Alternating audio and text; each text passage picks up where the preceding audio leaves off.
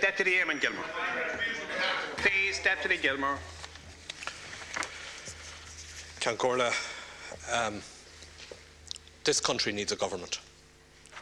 It needs a new government that can deal with the problems that are facing the people, that can come to grips with the need to get people back to work, get some confidence back into the economy, get a sense of a fresh start, enable people to move on from the mess that Fianna Fáil has created for us. Indeed, a new government that can deal with the issue of the bank's bonuses that has been raised by Deputy Kenny and can deal with that with some authority.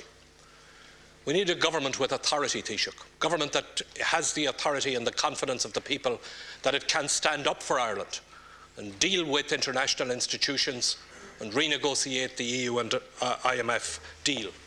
We need a government that has a horizon of 4 to 5 years to take the decisions that are necessary to bring about the changes that are needed in the country. Now, we don't have that government. What we have is a dysfunctional government. Now, you survived your motion of confidence by Fianna Fáil, your Fianna Fáil colleagues last night, and that, of course, is Fianna Fáil's business. But you don't enjoy, in my view, the confidence of a majority of the members of this House in reality. You certainly, and your government, does not enjoy the confidence of the people. By any measurement, 9 out of every 10 people in this country have no confidence in your government and want you out of office. The Green Party has clearly lost confidence in the future of the government because they've announced their intended withdrawal from it. Some of your own ministers have clearly lost confidence in the ability of your government to be re-elected because they don't propose to stand for re-election themselves. Several of your parliamentary colleagues voted no confidence in you yesterday. Others would have, but they thought the timing was wrong. Now, the whole idea when we came back here after Christmas was that the finance bill would be dealt with. That's something that could be dealt with in a matter of a couple of weeks. You have given every excuse under the sun to try and cling on to power for as long as possible. Indicative dates and that dates and Taoiseach's prerogative to call the election, every excuse under the sun. Taoiseach, there is before you a motion that has been tabled by the Labour Party, which is a motion of no confidence in your government. I'm asking you now, are you going to take that motion this week, have it debated here, and let us see whether or not you've repeatedly said here that you will remain Taoiseach as long as you have the confidence of the House and your government has the confidence of the House. Let's put it to the test, Taoiseach. The motion of no confidence is down.